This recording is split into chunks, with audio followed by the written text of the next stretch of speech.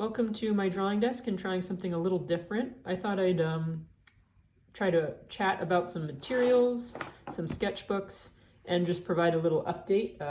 Unfortunately, I've been dealing with poor health again. Seems like a never-ending thing for me. So I've been focusing on slightly different things in the studio the last month or so, and I thought I'd show what I'm up to. So I'm going to talk about pens in these sketchbooks, and yeah, do a little drawing. And apologies if, the audio video is not so great. I've been wanting to do these videos for a long time, and one of the things that's been getting in the way of that has been, the learning curve around using audiovisual equipment. And recently I just started practicing more using just my cell phone. So, full disclosure, this is getting recorded on a cell phone, and you're held up by a cutting board and some rubber bands. So it could be better, but we're gonna see how this goes, and hopefully the audio-visual issues are not too distracting. I have engineered a few things to deal with some of the issues, but I'm expecting this will be a learning curve for me.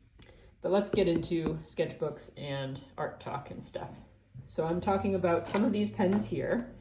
And first I'm gonna get into this sketchbook, which is an older sketchbook. I don't use it so much anymore. These are great though if you are feeling indecisive about what type of paper you like to use. They're called Traveler's Notebooks. There is a brand name, but you can get just any piece of leather with elastic stuck through it will do the job. So this is not a Traveler's brand one. It's just a piece of leather with rubber bands. So anyway, that's all that is, but you can put whatever paper media you like in them. So they're nice for that. Now, I'm showing this partially as a comparison to the sketchbook underneath, the red one. Most of my experience as an artist is drawing from reference images, and this is a good example of that. So this is a drawing of Angkor Wat.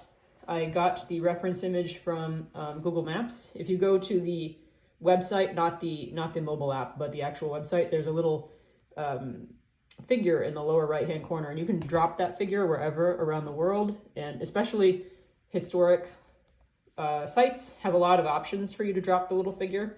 And any view that little figure captures is proprietary, free for artists to use.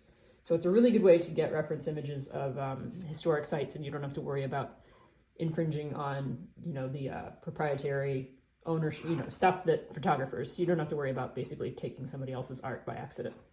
So this is a drawing of Angkor Wat, and the pen I use to draw it is this one.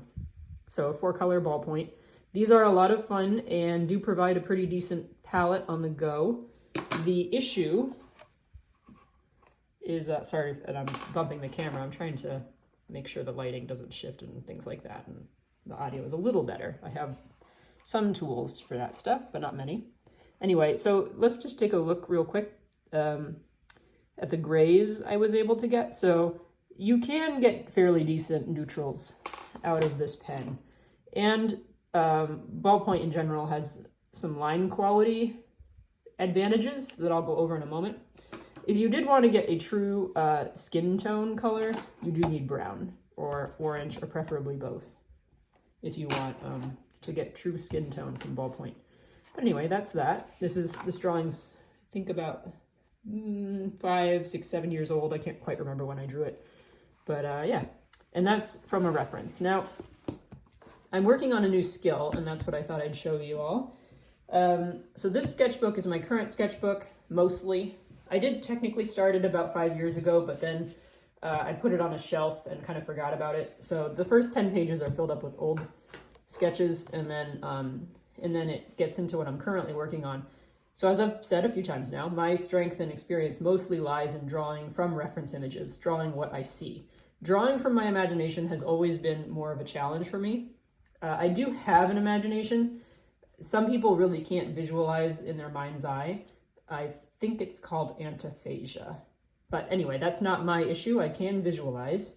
But for some reason, the trip from my mind's eye to my hand to draw, something tends to hiccup along the way. And so drawing from my imagination has never really been my strength. This is old work in the beginning. Just old stuff that doesn't, this is actually, I kind of like this one. It's rather cute. But all this is old, at least 5 years old. Let me get to the current stuff. So part of the reason I'm showing this is I just thought I'd give a behind-the-scenes look at what acquiring a new skill looks like. Even though I can draw stuff, and you know, I have a decent amount of skill at drawing things from life, from my imagination, it's another story. So first, before I change the camera angle for one that works for actually capturing me draw, let's look through this real quick. Now, I drew this page in late February, so this is only a month's worth of growth. And I'll just flip through. Oh, this is just funny to me because in practicing drawing from my imagination, I sort of thought to myself, well, if I am not strong at drawing from my imagination, I should start with the basics. I should start with a stick figure, right? It should be easy. Well, it's not. It's not really very easy to draw a attractive stick figure. So for all those people who say, oh, I can't draw to save my life, I can't even draw a stick figure, they're not the easiest thing. Like the minute I broke away from the stick figure and started doing these, it was more successful. So if you are someone who tries to draw a stick figure, thinks it looks bad, and then you quit drawing, I know I can draw, and I also can't draw a stick figure. So just some food for thought. But let's keep going. So I decided since, you know, I'm kind of dealing with a lot of poor health right now, and just I never know when I'm going to have a good drawing session. These little doodle heads take me only a couple minutes, so I figured why not just fill up the sketchbook with doodle heads and work on building this skill. I don't use a reference to draw these. These are purely from my imagination. They have taken a lot of practice. Like this one, to be honest, was lucky. This was an early one that I lucked into something working out. But let's keep going. So you can see all the struggle, all the practice. Like I said, this is about a month old. These two happened on the same drawing day, so you can really see the difference. This one is rather a miss, very awkward, a lot of struggle going on here, and then this one is more successful. For the most part, the red ink is all older. I don't fully draw linearly. I will go back and warm up in the blank places on these pages. So like this one here, for example, is a more recent doodle. Oh, and here's a very good example of that, what I'm talking about. So the red is older, as I've said, and you can see this is probably about a week apart, this growth.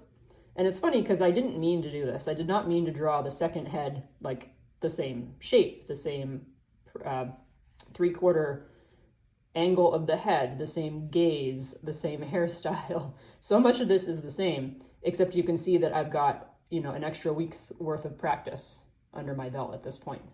So that's a pretty good example of what I mean when I say my sketchbooks don't tend to be linear. I just sort of draw wherever I feel like. All the red on this page was done in one session, though. I can tell that just based on the skill level.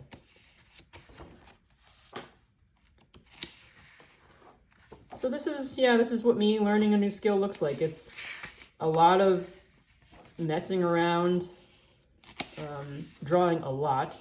That's part of it. If I know I'm learning a new skill, I know I'm going to go through an awkward phase.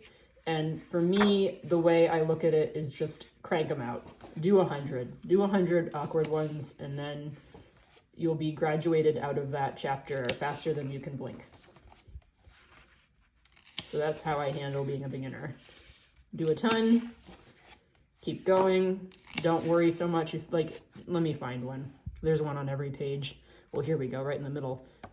If I do the first few lines and I can just tell it's not working for me, I just move on. You know, I don't continue to struggle on it. I just start another one. And these all only take me a minute or two. I'll do some. This is fairly recent. This is about a week ago. And I'm having a lot of fun at this point. It's less of a struggle and more just playing around. So I quite like this page for some reason. You know, and it's not like it's without struggle. There are some where, especially if you look at any individual doodle head, most of them have something going on with them that, you know, I would consider kind of a flop. And that's okay. That's okay. And then this was a couple days ago.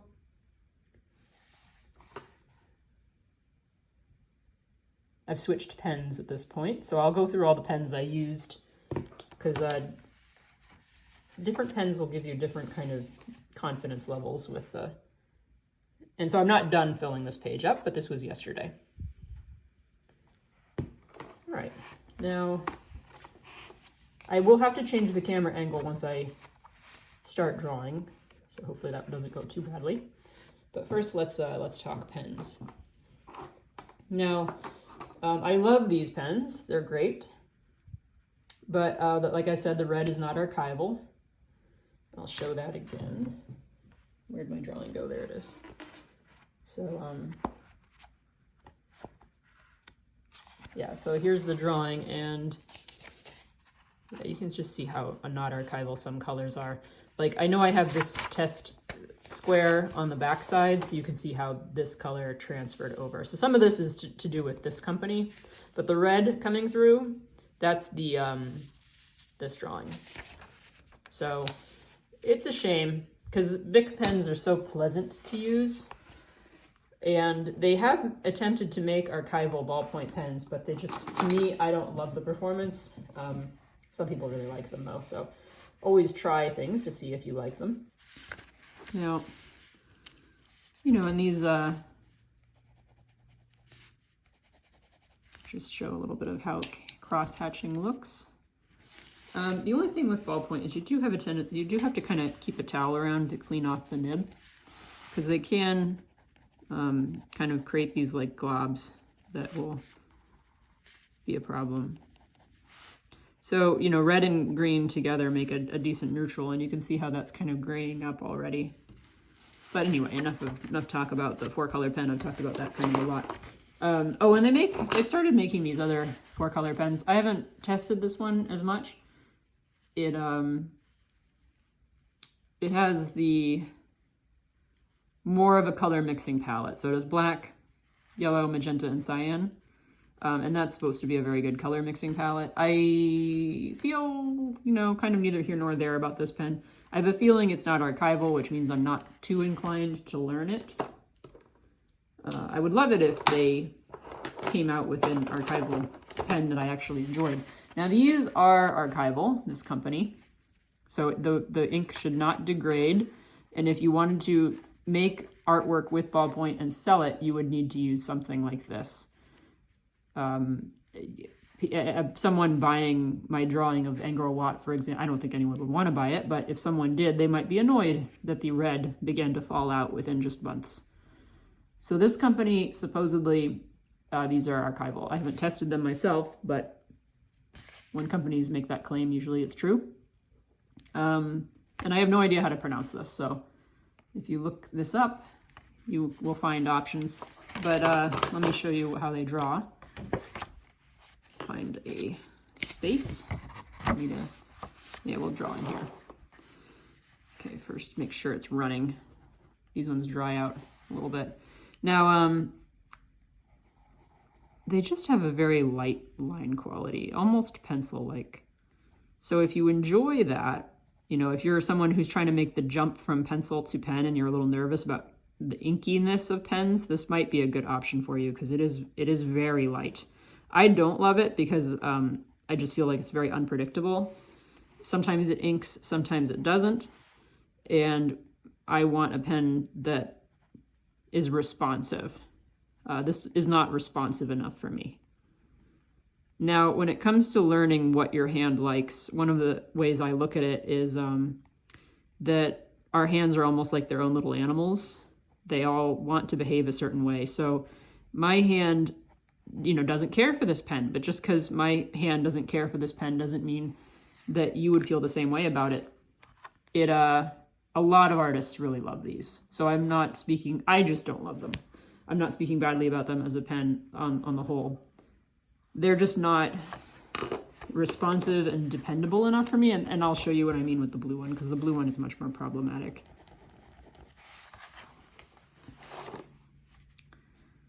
Okay, so how I test ballpoint is I crosshatch.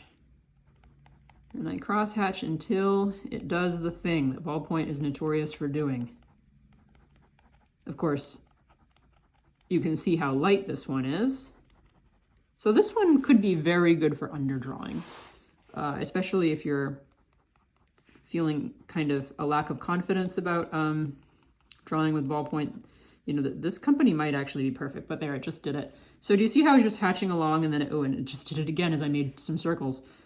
So that's what I mean by the unpredictability. It goes from very light to this very deep, dark inking. And there's not really much rhyme or reason when it does it.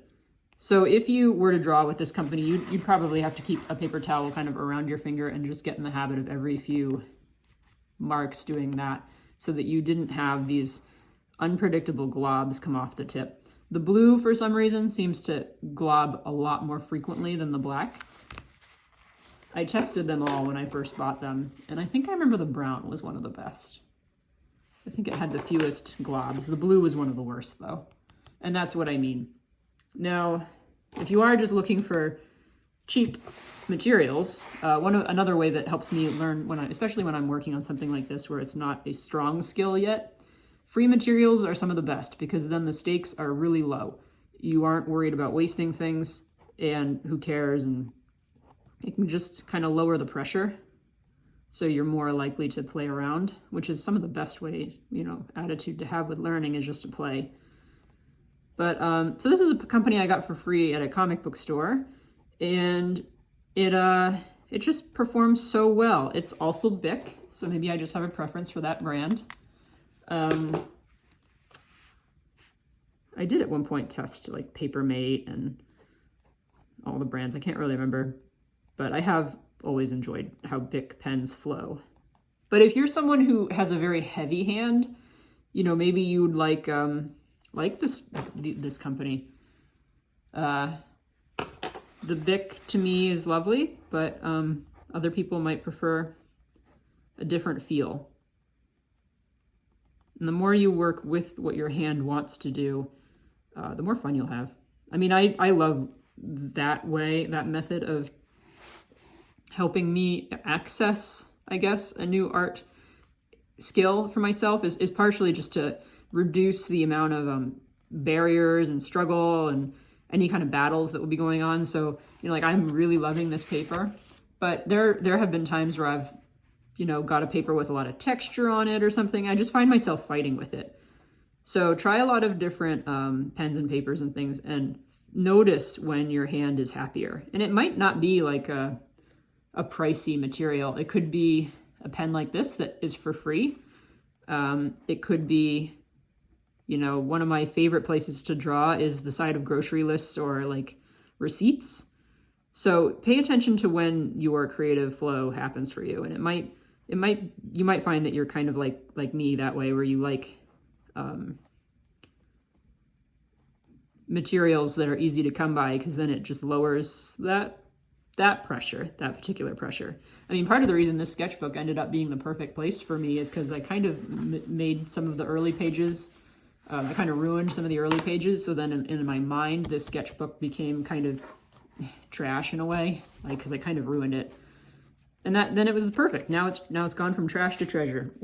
So that's the thing. Okay, the last pen I'll talk about is this one. Let me find the label. There it is. So this is the thinnest micron they make. It's a fine liner, I'm pretty sure is what these are called. And this is definitely archival. It's lovely. It's waterproof, inkproof. You could paint over this. You could do a watercolor painting on top of. I do that all the time with these pens. They're great. But they, unlike this company where you'd really have to press to get it to ink, this one you can just barely touch the paper and it'll make a mark. I mean, you can't see it there because it's so tiny, but you don't need a heavy touch at all with this pen. So I'll just warm up really quick with it. I'm finding myself really liking this pen at this point. And yeah, so we'll draw a little bit. I'm going to break down this doodle head, how I'm doing it, and what things I've learned so far about it. I'm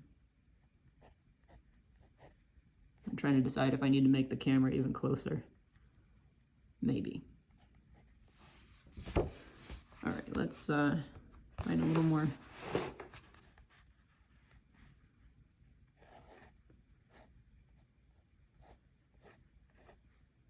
Just a little more warming up.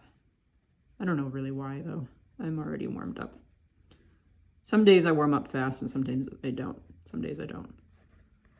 That's another kind of aspect of learning the animal that is your hand. Like I really do think of my hand as like a teeny tiny animal that I'm trying to train, but mostly I'm listening to it and paying attention to what it wants to do.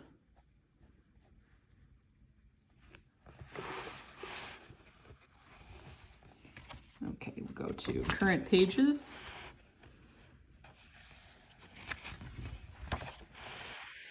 And I will go over this Doodlehead. So now there are so many ways to draw this style.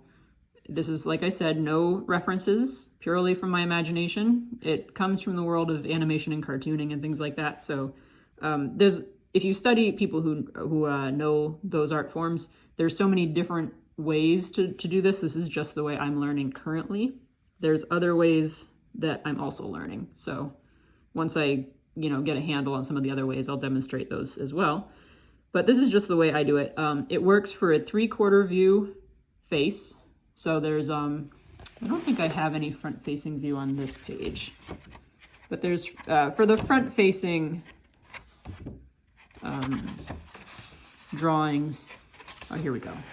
There's a front-facing. So there's front-facing, 3/4, and profile. I don't have any profile in here. Those are fun to do, though. And then I just don't practice facing away faces all that much. I should. The 3/4 facing away is kind of a challenging one. But anyway, so this little Doodlehead is for 3/4 view.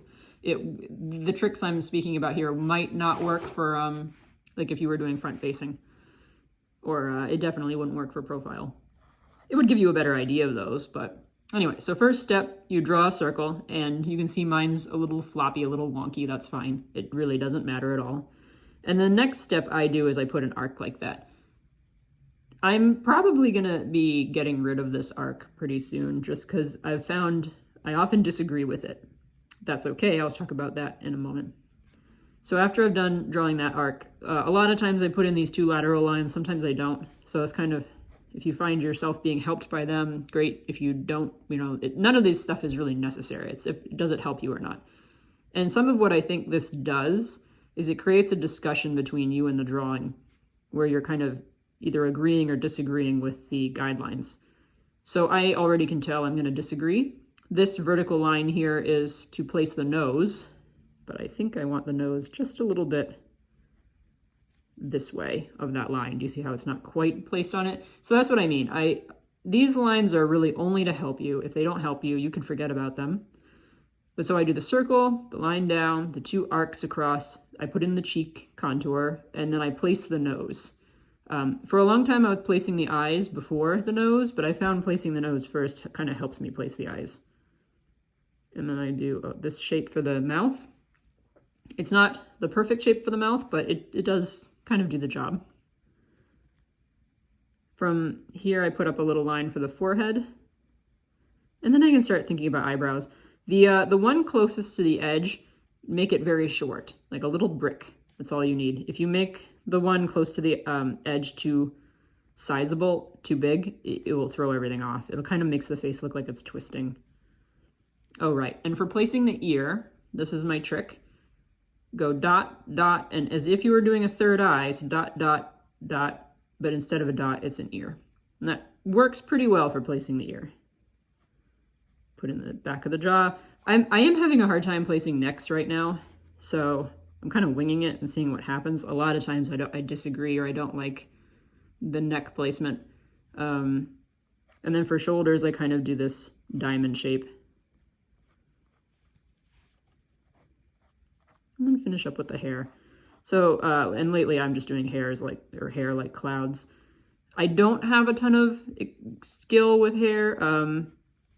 I found that the less you work at it, the more successful it often is. If you painstakingly draw in every strand of hair, it will not work. So that is how I do my Doodlehead. I'll do it a few more times so we can draw it together. I put in little details. If you want to go back in and add some details, any line that kind of would cast a shadow is a pretty good one to go back over and emphasize. It just helps bring some line variation, some visual interest to the drawing. It can imply a shadow. Just to add a little interest. Let's see, what other things can you add? I've been enjoying putting these little cheek patches. Oops, I'm drawing off frame. Pardon me. I'll have to review the footage and see how much I do that. Okay. So just draw a quick one. Sometimes I do place the eyes first. As I'm getting more confident with this, I'm finding I don't need the guidelines quite as much.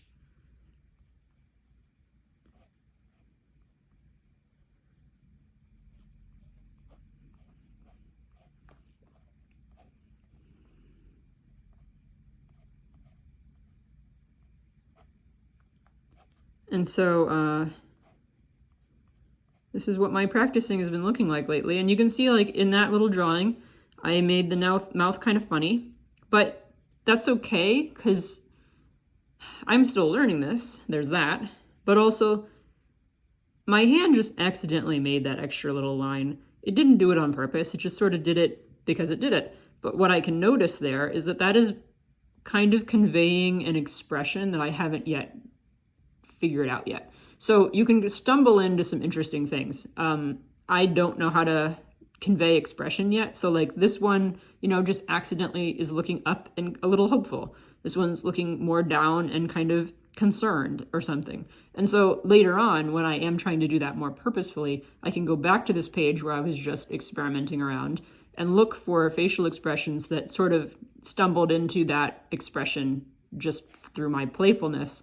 And then I can always copy that on purpose. This is how I practice a lot of the time. It really is just mindlessly doodling and seeing what happens. There's times where I'm quite purposeful in what I'm doing, and there's other times where I'm really meandering and letting my hand do what it wants and just seeing what it comes up with. And I mean, just since the beginning, I mean, like, look at how thin I'm making these eyebrows in the beginning versus how much fun I'm having with these big, you know, kind of brick shaped eyebrows. That's one of the things that's been kind of fun, is noticing what shapes I'm getting kind of drawn toward.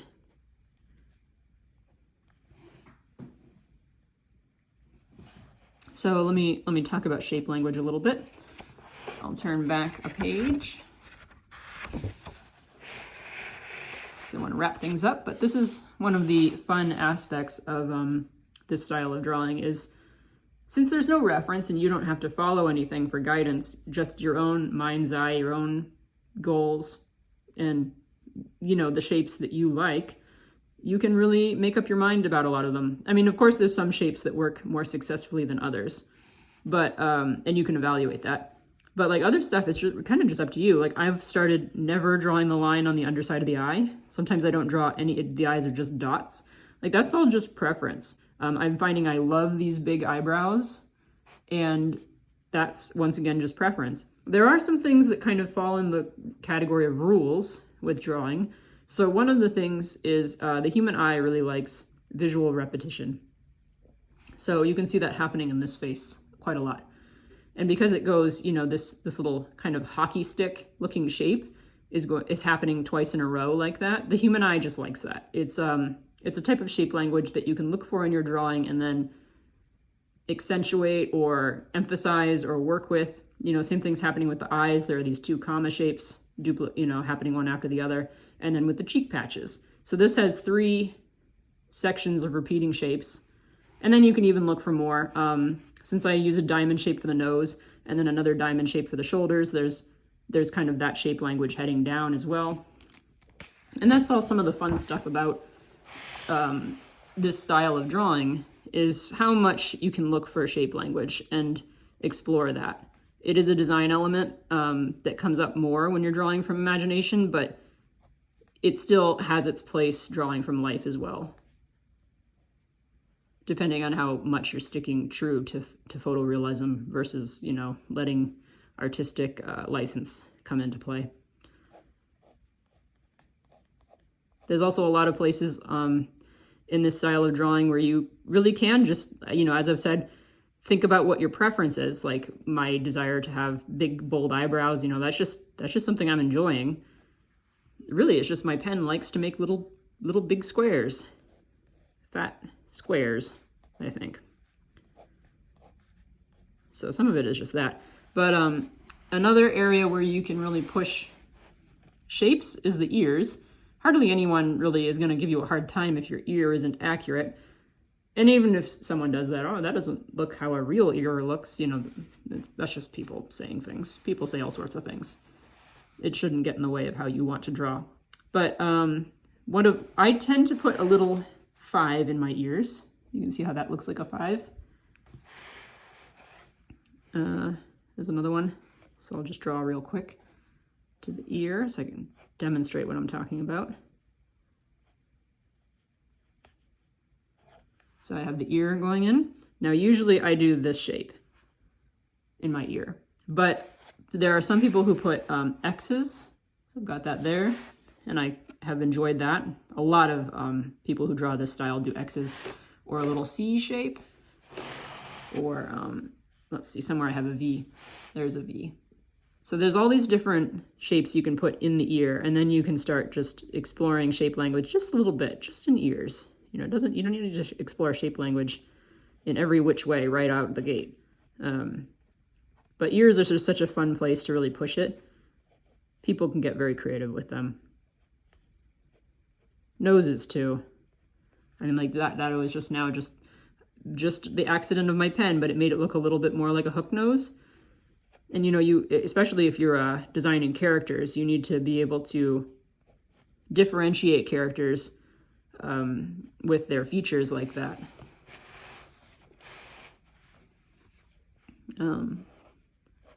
So this is a fun thing to explore for character design, shape language, just getting to know your line quality.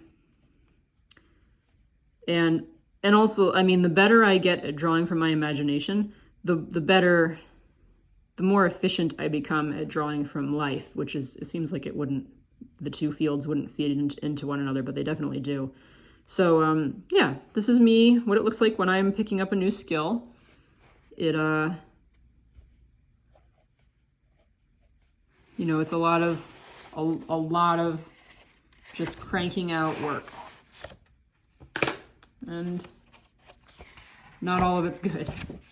I guess part of the reason I wanted to show this sketchbook is the internet has been largely really good for artists to get to take, you know, peeks into the lives of other artists. But a lot of times the sketchbooks you get to see are the most beautiful things. And, you know, that's fine. Like I've got sketchbooks where they're very precious to me. They're like pieces of artwork in and of themselves. They're not practice areas, really. They're the finished product. And that's fine. I don't see anything wrong with that. But there's also this other type of sketchbook where it's really full of a lot of struggle, full of frustration, full of stuff that is not attractive, full of stuff that's downright awkward sometimes. And that's okay. That's part of what learning looks like. And even if you already know how to do some things, there will be whole areas of the art, you know, the arts that I'm a complete beginner in, and other people are complete beginners in, and that's totally fine. Like this is one of the things I'm gearing up to practice. I can draw figures in figure drawing class or from life all day, but if I have to draw a human figure from my imagination, so suddenly it's like I forget how proportions work. So I'm gearing up to do the same thing, but with the whole figure, where I'll have an entire book full of probably some very interesting looking people. But yeah, so that's a little look at what I've been struggling at the last month or so. Just in case anyone's concerned about what's going on with my health. I caught COVID in January from the hospital, and I'm just still having symptoms, so I'm very run down. And since I have kind of energy come and go, I've been doing more of these quick doodles And I haven't really known how to share it, but I've been wanting to try capturing myself drawing on camera for a while now, and you know, might as well just dive in, right? So here we are. Oh, right, I'll talk about markers a little bit, because that's just been the last couple days, but it's been so much fun. Like, I had something about, especially this one, just made me so happy. I don't know why. And like this one here, and it's not even complete, but I just love it. So it's just these markers. I think these came in like a, for a while I had a subscription to a company called Sketchbooks, I think is what it was called. And yeah, so they sent me a marker and I really like it.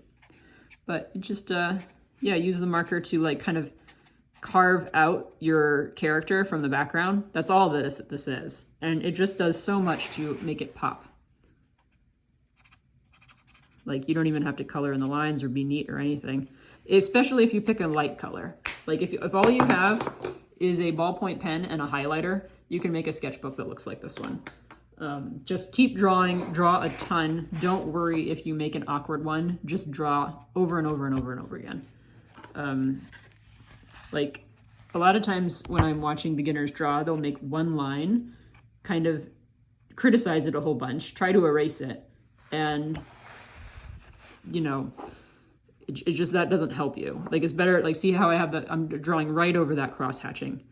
It doesn't matter. You just keep piling up your marks and eventually they will look like something. And even if all you've done is scribble, it will still look like something. There are design houses that pay for patterns of scribbles. So, you know, just keep going. Pretty much the worst thing you can do is to hyperfixate on a mistake and, you know, go in with the eraser and try to get rid of it. It's better just to ignore the mistake ever happened and draw over it like nothing's there. I mean, I just tried to demonstrate that with that weird mark that's there. You know, just act as though it's not there and keep going. And then by the time you're done with your little doodle, you won't even have cared that mark was there. So this is what my kind of growing a new skill sketchbooks look like. A mess. And there's all sorts of different things in here. So yeah, that's what that looks like. I hope this was fun. I had fun. If you found you got some value out of this video, please let me know. If you have any suggestions, any constructive feedback for me to think about as I create more of these, please let me know. I am trying to build my skills in this area as well, and you know, it goes slowly, but I learn through practicing. So I appreciate the opportunity to draw with you all today, and I hope you're having a lovely, lovely day.